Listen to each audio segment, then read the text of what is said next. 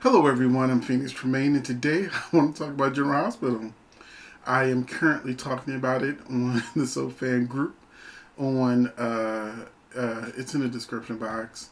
It's free. Anybody can join. And I've had a connection fit because of today's episode of General Hospital. I have to say that Donnell Turner did an amazing job today. I thought he was going to cry. He didn't cry, but I thought he was going to cry. But I thought he was going to get his Will Smith moment that we all know when his father showed up and, was leaving him again. That's iconic. I thought that Donnell was about to get that moment. But what we thought was true has turned out to be true. Donnell Turner, the stalker, is his father. I knew it was going to be his father or his grandfather because I wasn't really sure what the ages were. And and there were two things that annoyed the hell out of me. The first thing that annoyed the hell out of me. Well, let me go to the second thing. Let me go to the second thing first, because that's what people in my SoFam group are getting hung up on, which is the fact that when Curtis' father told him that Curtis had mentioned like a toy that he had got him when he was 3 years old, and his father, I think his name is Marshall, said, "Oh, that toy lawnmower that I got you." And I was like,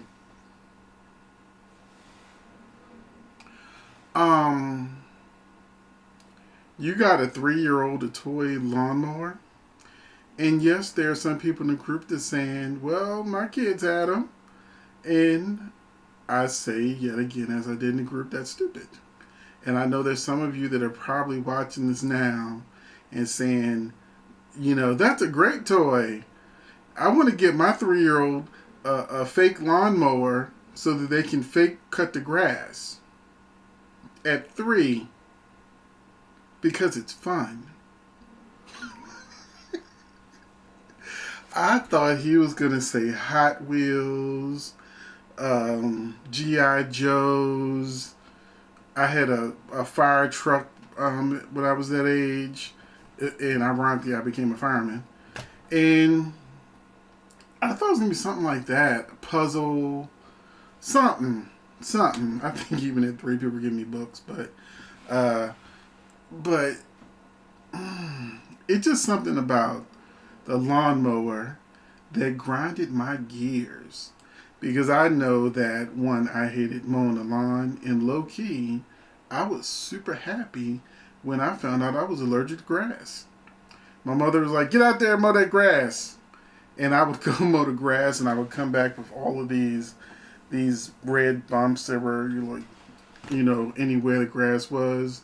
And then like my face was turning red, and just the smell of fresh cut grass, even to this day, it causes my eyes to well up. So when we went to the doctor was like, oh, he's allergic to grass. It was like, no more lawn mowing for me. I was like, oh, I guess I can't mow the grass no more.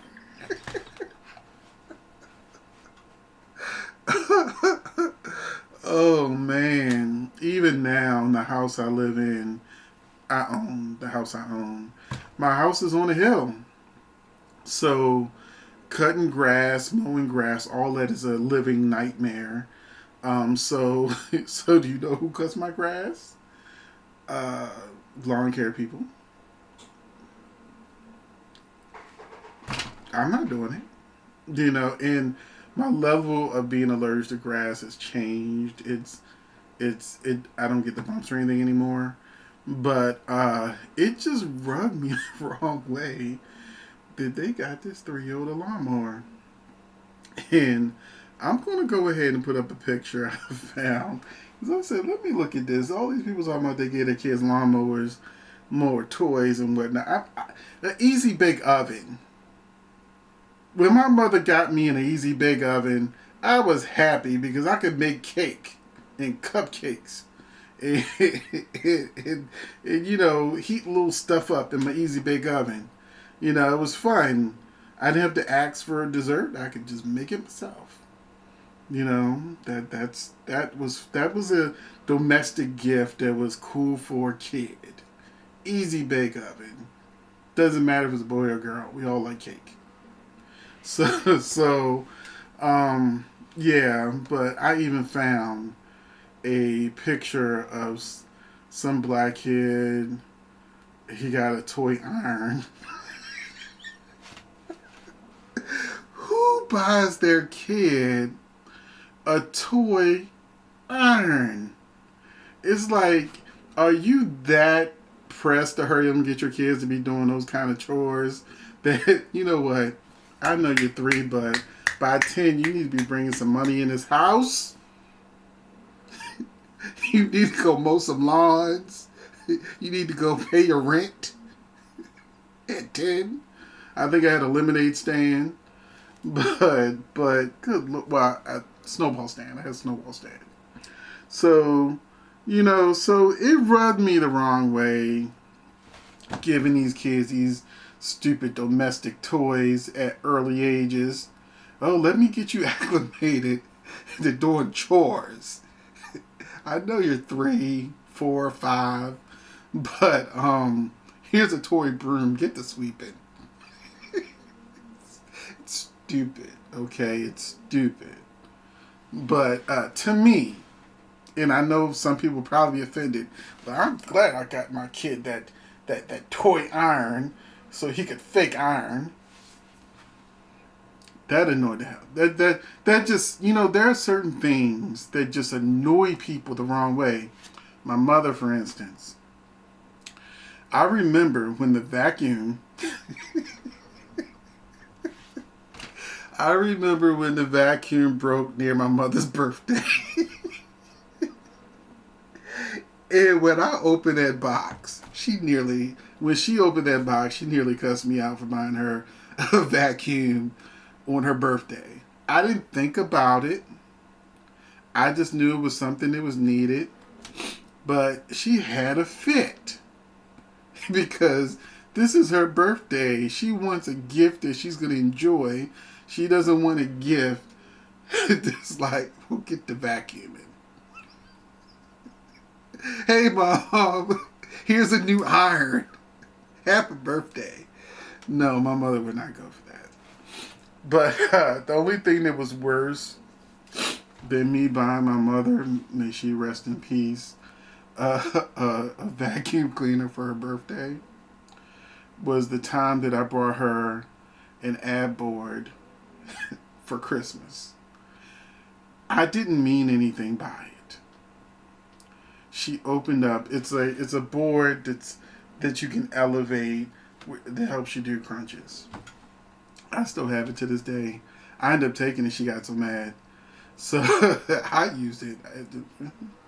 But when she opened that box on Christmas and saw that it was an ad board, she said, "Are you calling me fat?"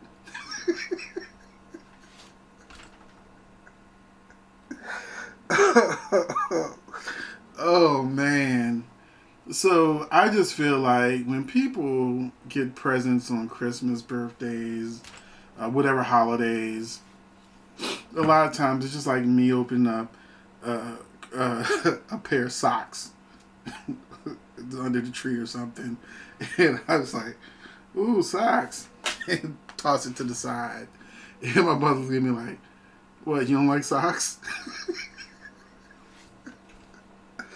Oh no, socks, clothes, all that stuff. I want the gift that's gonna make me happy. Okay, to give me something to do, entertaining. I was surprised. Some folks was that books made me happy. My aunt brought me. I probably was maybe 7 or 8 when my aunt brought me like a classic case of books that had like Oliver Twist, Moby Dick, you know, etc. So, you know, all those kind of books in there. The Hobbit. And I immediately stopped opening Christmas presents when I opened my aunt's gift. And I just went in my room and started reading. And they were like, "You don't play with your toys?" I was like, "After I read this book." So that was me.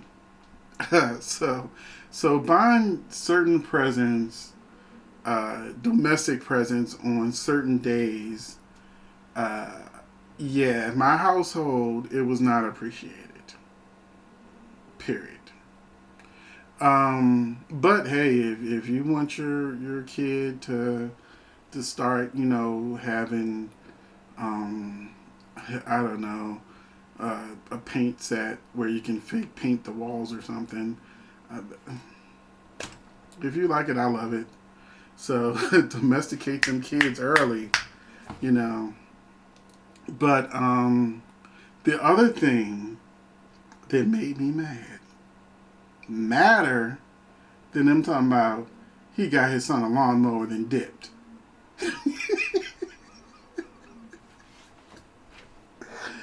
Oh, it was when he kept saying, I just need you to be patient. I know you got questions, but I can't tell you the answers right now. You gotta trust me and be patient. And once again, in the soap group, I'll tell you, I put, if this MFer says in time one more time, who wrote this? So the father first, he did the soap opera pause for like 2 commercial breaks. Well, who are you? You know that dramatic pause just before the commercial where the actor doesn't answer a pretty straightforward question. They instead give you a long stare, long dramatic stare going in a commercial. He did that twice. So when Curtis was like, "I want to answer," he's like, "In time." Around the 3rd time he said "in time," I was like, "Oh, y'all gonna drag this out? Y'all really gonna drag this out?" So I hate that Donnell Turner didn't get the moment he deserved writing wise. I saw them tears well up in his eyes. I saw the stress on his face. He was doing an amazing job. Big ups to Donnell Turner. But it was like edging. Yes, I said edging. That you get really, really close to completion, and then you just go, I'll wait. I'm not going to reach the peak just yet. It's like Mount Everest is right there. I'm almost at the top. But I think I'll just sit here and look at it instead of going ahead and planting this flag. So he kept telling Curtis that in time that, you know, things happen. And so I knew Curtis Donnell Turner was in his 40s. He's 48. He's my age. He's 48. Which means, and his father left him at 3. You mean to tell me you've been gone for 45 years, show up out the blue, doing crazy stuff, meeting people that are in my life, asking all these darn questions, and then you even get rid of the band that I had just so you can replace it with a band that you had using a shady person that nobody likes. But you want to tell me in time, like you ain't had 45 years, almost 50 years, you almost had 50 years to tell me what was up. I didn't even like the fact that they didn't show the picture. I said, I hope they photoshopped something. No, the picture's turned upside down. He looks at it. But we don't get to see it. Edging. I don't like edging. I think it's stupid. And it's November sweeps. You ain't supposed to edge in November sweeps.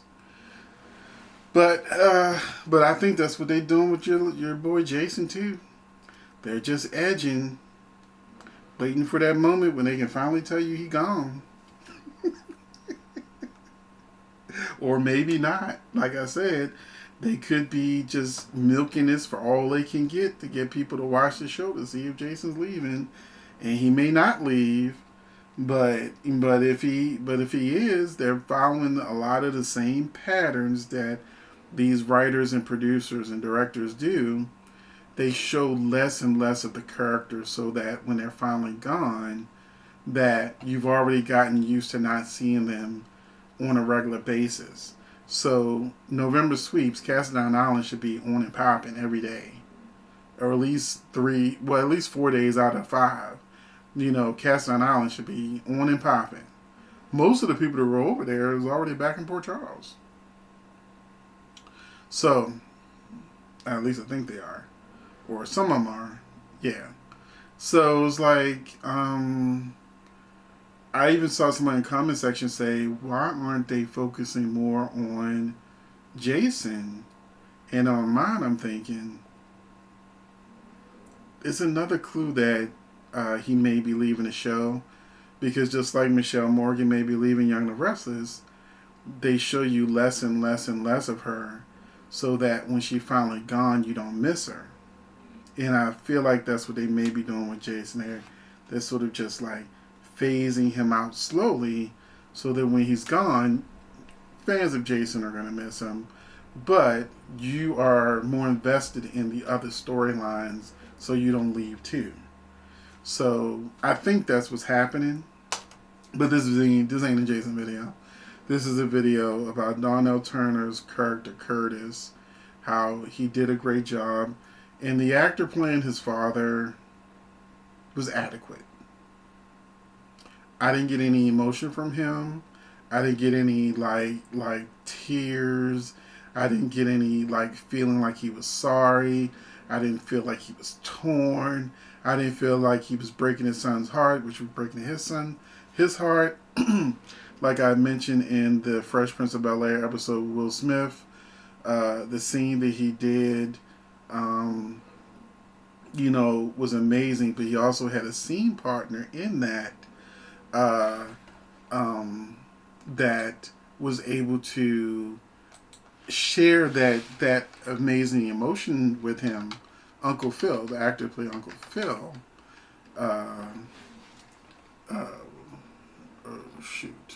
James Avery. I couldn't remember his name. May he rest in peace. But James Avery was such an amazing actor, so that when he did that scene with Will Smith, he really had someone to play off of. That's when you know you have a great group of actors, when those actors know when to let you have your moment, and then they support you. So where most of this was Curtis' moment, technically it was Curtis and his father's moment. But the actor playing the father, I can't remember his name, but the actor playing the father was not giving me what I needed. He was getting a paycheck. He wasn't giving me what I needed. I needed emotion. I needed drama. But I was only getting it from one side. That's why I keep saying Donnell Turner did an amazing job for what he had to work with. Script-wise, because I know the first thing I would have said, I would have cursed. But let me change that, because I am a writer, and I know that I wouldn't be able to curse. I would say something to the effect of, how dare you ask me to wait when I've already waited 45 years, and then you're over there talking about in time. Either you tell me right now, or you get out. Period. And then he would have told him. And we wouldn't have to wait however many weeks we got to wait to find out what the father's secret is. Also, we need Aunt Stella. Aunt Stella need to be in these scenes. Period. They need to go find her, pay her, get her to come back, do the Aunt Stella thing, be outraged, upset, or even be in on the secret.